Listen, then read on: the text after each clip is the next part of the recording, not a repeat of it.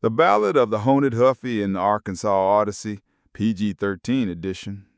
The cursed bicycle sat in my yard, a rusty, unyielding monument to suburban exasperation. It was a 1998 Huffy, with one pedal and, if the AI I vented to was to be believed, a basket full of shame. I tried to get rid of it, contemplated hauling it to the dump like the low-effort neighborhood vigilante I aspired to be, or simply putting it to the curb with a free back, probably sign. But this was Arkansas. You couldn't just give things away lest you and the recipient end up in jail. Besides, the bike had seen things, and frankly, it was causing a philosophical crisis, making me question if I was even really here. Even my cat had opinions. He was technologically literate, emotionally volatile, and he'd called me on a mobile phone just yesterday, meowing his displeasure about the two-wheeled menace. I'd tried to reassure him, insisting the bicycle was a figment of your dang imagination. But the truth was, it was an artifact, a silent witness to a particular wild, lawless, whiskey-soaked Sunday of Southern mischief. That Sunday began with me, Shelby Foote, and William Faulkner, or Bill as we called him, already way off the rails. Bill, the Nobel Prize-winning author, was less a literary titan and more a big old wild bear with red and green eyes, a mean streak, and a penchant for epic dumb decisions. Shelby Foote, the Civil War historian, proved equally unhinged, wetting his pants in the car in the bootlegger's yard. "Forget this mess, y'all," Bill declared, his voice a rumbling growl even more slurred than usual. "Let's go get us some more whiskey. I want some mother-loving rum, people." Proctor sighed, pinching the bridge of his nose. "Bill, it's Sunday, for crying out loud. We're in the South. You can't just go get some rum from the liquor store." Bill just waved a dismissive hand, almost tumbling over. "I know a guy," he scoffed, already stumbling toward the bootlegger's house. Just then a pungent odor wafted from the car. Proctor grimaced. "Shelby, man, you're a mess. You wet your pants in the car in the bootlegger's yard." Shelby, oblivious, just mumbled something about flanking maneuvers and holding positions. He was not the sharpest tool in the shed, smelliest author I ever met, too. Bill emerged from the bootlegger's house with 12 fists of liquor, rum, scotch, everything. I, of course, chose the Wild Turkey 101, my favorite drink. Our debauched Odyssey continued to an old property associated with the Foote family. Bill, in addition to the whiskey, was eating mushrooms like they were going out of style. Blue ones, not portobellos. He claimed they'd keep me regular, but I knew they were making him see Indians and stuff. He ran around in circles with flags, acting utterly nuts. "Man, Bill, that's not portobello," Proctor warned, eyeing the shimmering blue fungi. "That's the blue ones, man. I heard that stuff help you see things." Bill, eyes unfocused and gleaming red and green, just chewed thoughtfully. "These things here, they keep me regular," he insisted, a beatific, if utterly mad, smile on his face. The purpose of our visit was, bafflingly, for Bill to teach folks how to play the banjo. I knew they already knew, and frankly didn't like the clinky contraption. "Bill, the folks already know how to play the banjo, man," Proctor exclaimed. "If they want to, they just don't like that thing." "I'm showing them how to play it," Bill retorted, already stumbling toward a group of bewildered onlookers with the banjo clutched in his hand.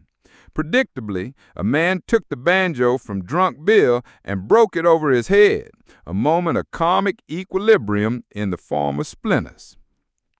Later that night, around 9:30 p.m., we were all muddy, nasty, bloody, having fought and laughed, the wildest mess ever. We found ourselves at a deer camp in Arkansas, somewhere near Fountain Hill. Shelby, smelling like trouble, held a rapt audience of inebriated Arkansas outdoorsmen in a big concentric circle, orating about the Civil War like the ghost of a high school history teacher possessed by Matthew McConaughey. And the cavalry, my friends, was a torrent, a veritable tidal wave of destiny, much like this fine brew, though with fewer historical consequences, one hopes. Bill, meanwhile, was even deeper into his mushroom trip, chewing mushrooms like breath mints. As we rode in an old Model T, Bill in the back seat with two rednecks, the stench of a fart filled the air. Bill, high on mushrooms and whiskey, didn't smell it. He saw it. It was red and green with a face and taunting him. He believed this fart bubble was a monster. It has eyes, Bill shrieked, pointing a trembling finger at the air in front of him. And it's mocking me, Proctor, a red and green demon of flatulence. Proctor, chain-smoking high-octane weed, tried to calm him. Dude, we're just making a loop, man. That's not the case, man. Chill out, you know. This redneck's gonna lose his cool. But Bill was beyond reason. It's a monster, he howled. This guy up here is releasing monsters. Despite Proctor's attempts to calm him, he jumped out the moving car into the dark woods shrieking. Proctor chased him, eventually finding him bloody in a creek covered in sand and rocks, a cursed cart pulled from the depths. The authorities eventually rounded all three of us up, telling us to get out of here. We headed back towards Mississippi, but a wrong turn led us to Eudora, Arkansas, a fact Proctor knows from the arrest record. We stumbled into a catfish joint, dirty, smelling, loud, all of us very confused. Some patrons even recognized Bill and Shelby. Bill, in a fit of jealousy because everyone was paying attention to Shelby. "Silence!" Bill roared, grabbing a fried catfish from a nearby plate. "Do you not see the genius among you? The man who wrestled bears and demons and wrote?" He then hurled the fish at a nearby table. It escalated into an all-out food fight, with ketchup on the walls, hush puppies flying, and chickens, dogs, everybody involved. Even the county deputies joined the fray, eventually calling in state police, the Arkansas Bureau of Investigation, and all kinds of wild stuff. In the chaos, Shelby, pretty darn smart, executed a masterful distraction. He winked at Bill, then announced he'd hidden everything. There was nothing, of course, but it got everyone's attention. "I'll tell you right now," Shelby yelled over the din, eyes twinkling. "I'll tell you where I hid everything. It's just near where we are." The entire population of Eudora, local cops, state investigators, every racial and zoological demographic, and yes, bicycles, plural, stampeded down the highway searching for the phantom hidden goods. We simply got in the car and left. The next morning, the bicycle was back on Proctor's porch, a majestic, rust-flecked monument to his inability to just let chaos be beautiful. His son, however, had already stolen its bell, putting it on his forehead. He was joining a new rural mystic sect, sitting around ringing their bells, listening to hearts ring them bells. He was their oracle, their ding master supreme. Act 2. The Time Machine and Trap Transcendence. It turned out Faulkner and Foote weren't just a recurring nightmare. They had a time machine. They'd been coming forward to the modern era. The one thing they came back for? Not a laptop, not books. Gas station chicken. Pressure fried, served in a greasy paper sack. A golden, spicy miracle they didn't have in the 1940s. "Proctor, my boy," Bill exclaimed one afternoon, emerging from a shimmering vortex near the gas station. This is God's own poultry. The ancients spoke of such succulence." Shelby, mouthful of a drumstick, nodded sagely. "Indeed, Bill, a tactical masterpiece of flavor. The Union troops would have surrendered for a single bucket of this goodness." But it wasn't just fried chicken. These crazy fools were also obsessed with modern rap music, Migos, Future, Lil Baby. They'd take it back on music reels and incredibly had even learned to put bass into their old speakers. Shelby swore Bill had installed some 15s in the back of that Model T, whatever it is, Model A. "Proctor, play that Bad and Bougie again," Bill demanded, his eyes gleaming with an almost manic intensity. The rhythmic intricacies, the raw existential despair, but with a beat. He's got a heck of a system in his car, man, Shelby boasted, referring to Bill's Model T. That thing's got some 15s in the back. Boom, boom. Faulkner, the Nobel Prize-winning literary demigod, was now slapping 808s in a Model T and bumping Migos while crossing county lines in tweed and dirt. It was a full-on cultural insurgency, saving literature through bass, through time travel. My bad memories of Bill's discovery of rap went back to a club in Atlanta about a year or two ago, post-pandemic. We rolled up high on Hawaiian stuff, Bill sporting a new eye patch for style, like he thought, you know what'll complete my look, pirate energy. He reeked of whiskey and was eating marshmallows that were actually interdimensional mushrooms. Then a divine apparition appeared, a hot dancer, so fine she caused my soul to high-five God. Proctor paid for Bill to get a dance. Bill, whose entire nervous system ran on repressed longing and bourbon fumes, lost his mind. He couldn't process twerk physics. Proctor, this woman is a whirlwind of pure, unadulterated motion, Bill stammered, eyes wide with a mixture of terror and awe as the dancer began her routine. Proctor leaned in. Don't mess with these girls, man. That's sunshine-level danger. That's phone call your mama and cry on the hood of the Model A danger. Sunshine, as Proctor later learned, was a celestial dancer scholar, a storm with a thesis, part demigoddess, part academic weapon. She had a Ph.D. and a love for Bill. He disappeared, probably wandered off mid-lap dance, hallucinating a Faulknerian epic starring her and a talking bicycle. But he ran off with Sunshine. They were now moving between 1920s and now, 2020s, rolling. They got fans everywhere. In the Trump era, anything was possible. The ground is not the limit. The ground is a suggestion. Act 3, The Reckoning. Then the reckoning arrived. God, Jesus himself, moved to America. He utilized Shelby and Bill's time machine to bring back all the great thinkers to try to explain the current American condition. Everyone was on opioids, pot, alcohol, mushrooms, psychotropic drugs. This was no longer the muddy, bloody crew from Act 1. They were cleaned up, got a shave. This was Ocean's 11, but with more scripture and mushroom dust. Jesus had come to confront Christian nationalism, declaring himself a Jew from the Middle East who didn't really approve of all this stuff going on. He needed writers, consultants, to explain Christianity to Southern people. Shelby, Bill, Jesus commanded, explain to these Tucker and Cletus types why I am not, in fact, endorsing their AR-15s and flag-waving. Make it plain. Shelby adjusted his newly cleaned tie, looking around at the assembled camo-clad men. One must consider the historical context of the Sermon on the Mount, of course, a non-linear progression of spiritual strategy. Bill, looking surprisingly lucid for a moment, offered, "It's about the inherent despair of the human condition, you see, a paradox of grace found in the struggle against the void, and less about which brand of firearm you prefer." He then took a discreet hit from a vape pen. Sunshine, however, was not amused. She didn't sign up for God's round table of failed American dreams. She wanted freedom, pleasure, sunlight, champagne, and slow-motion dancing on the roof of a Miami hotel with trap music in the background.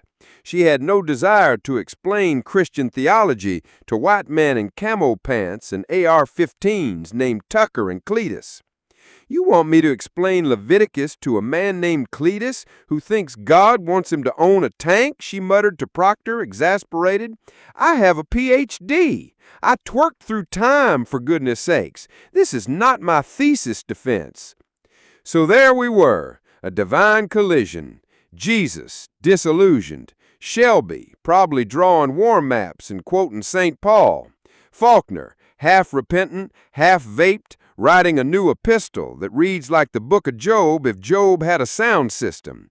And Proctor, the narrator, still holding the ancient weed, and probably the only person with the clarity to say, "This ain't what he meant, y'all." And Sunshine, ready to burn it all down for a shot at joy. The world was overdosed, overhyped, over God and under-truthed, and somehow we, the hot messes with heart, the time travelers with trap beats, the dancers with doctorates, were the ones to whom the world turned. Proctor, the man who once chased Faulkner after a fart demon, was the one sober enough to get the band back together. The apocalypse was here. The bike, if it was still there, was no longer a nuisance. It was a monument, the witness to all of this madness. And Proctor's son, with the bell on his forehead, was Bell Walker, Rise of the Creek born, leading a new age. This was Revelation, the trap musical, and it was just beginning. Act 4, Betty Ford Blues, the gospel according to Bill, Shelby, and Sunshine. It's October 1982. The scent of palm trees and fresh asphalt mingles with something decidedly dank.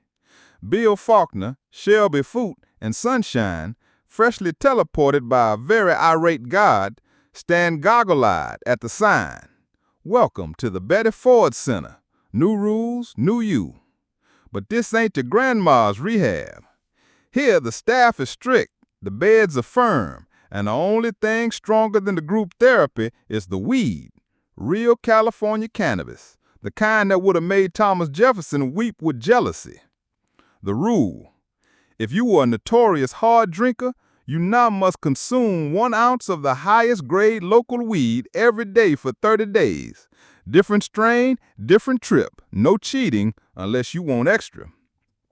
The guests: Hollywood's finest, washed up TV cowboys, rock stars with failed marriages, a couple of presidential siblings, all here, all abuzz, and everyone wants a selfie with the time-traveling trio.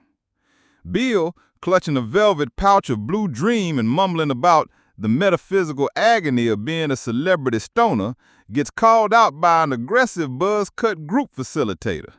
Mr. Faulkner, you need to put some pants on and finish your critical kush if you want to graduate from the program. Shelby, always the tactician, is already halfway out a window with the snacks. He's the Scooby-Doo of escape rooms, a southern fried Houdini. Whenever things get dicey, which is often, he yells, "Row!" and leads a breakout, always with the house cat and 3 confused celebrities trailing behind.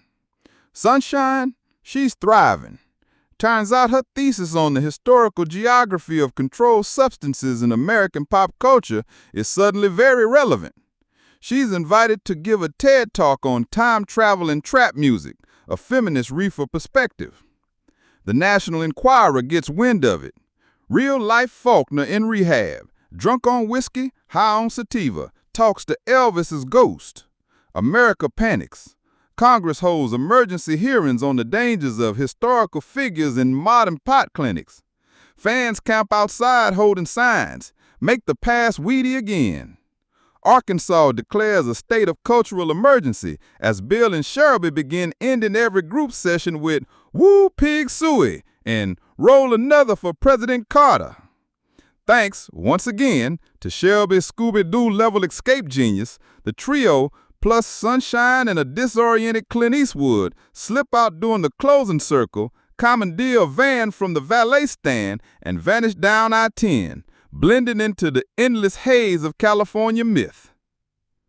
Act 5, Blunt Force Discovery, Area 51, and the shaving of the Saucer Men.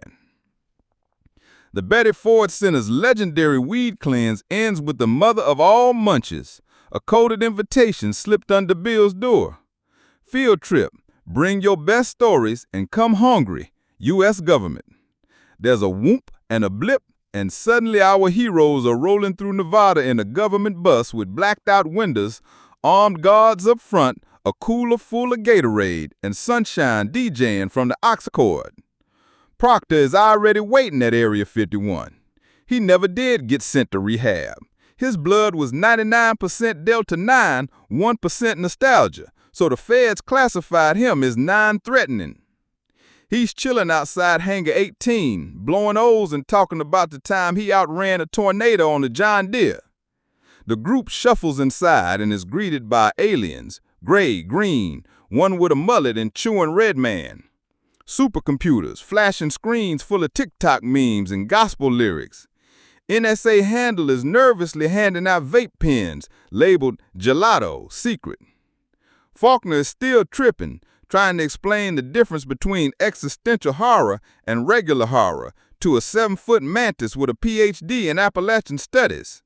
Shelby Foote, my man is falling in love. His new paramour is an amorphous lavender-skinned being named Glurb, who communicates only through vibrations in 80s country lyrics. Their tantric sessions send ripple effects through 3 dimensions, literally. Shelby keeps muttering, "Lord, they didn't teach us that at Vicksburg." Sunshine runs an impromptu yoga rap session for the aliens, who turn out to be huge fans of Missy Elliott. And then comes Buddy Portis. He's been given unprecedented access as the official chronicler of the Intergalactic Oddballs program, the IOP. He sets up on the front porch of the Area 51 rec hall, calls everyone outside, and insists on a ritual shave, faces, heads, even that weird tentacle on Gary from Zeta Reticuli. Within hours, every life form on the base is shaved clean and lounging on the porch in battered lawn chairs, listening to Buddy read Masters of Atlantis in deadpan Arkansas drawl. He said, "I reckon we'll find the secret of the ages, but first I'm fixing to have me another RC Cola." Aliens blink. Supercomputers analyze. The staff, high as weather balloons, begin to suspect they're the ones under observation. Proctor and Buddy Portis bond instantly, swapping stories about Bell, Shelby, bootleggers, banjos, time loops, and the proper ratio of Red Man to Copenhagen for deep space travel.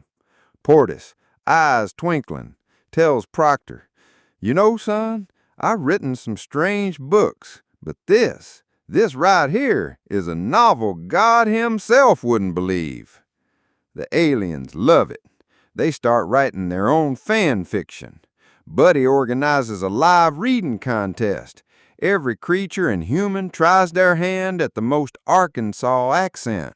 Even the big blue mantis wins an honorable mention for its rendering of "Y'all fetch the tractor, the pond's boiling over." Shelby and Glurb are crowned prom king and queen of Area 51.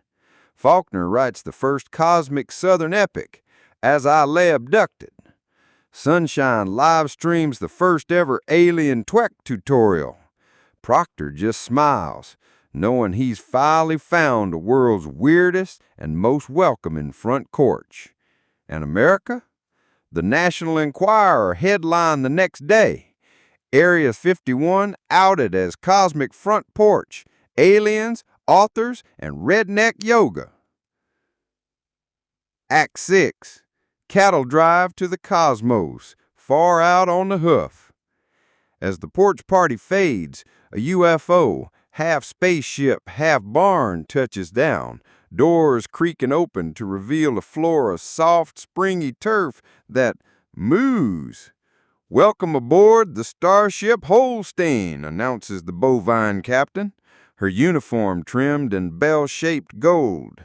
The smell is equal parts patchouli, ozone, and, well, hay.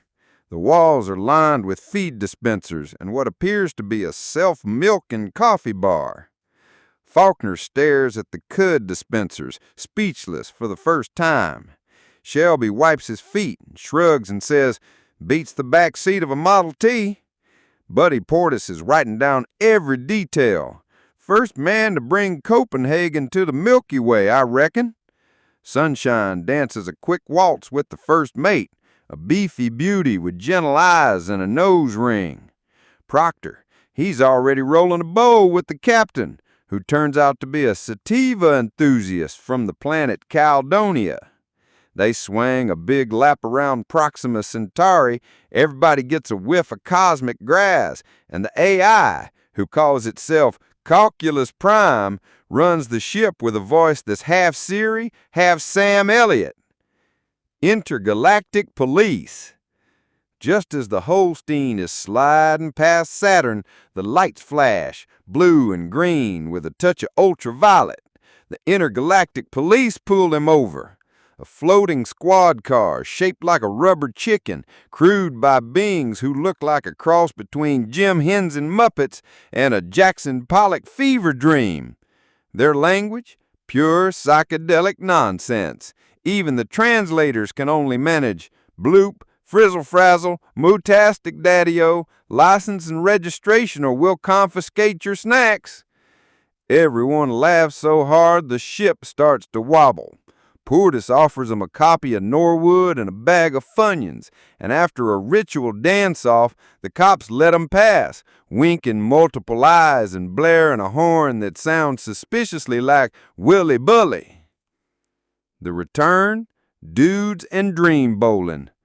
Back on Earth, the crew lands behind a bowling alley in El Dorado, Arkansas. Stepping out, they're greeted by Jeff Bridges in full the dude attire. His robe catches the morning breeze, sunglasses flash, and he holds out a hand. Portis, "What's up, dude?"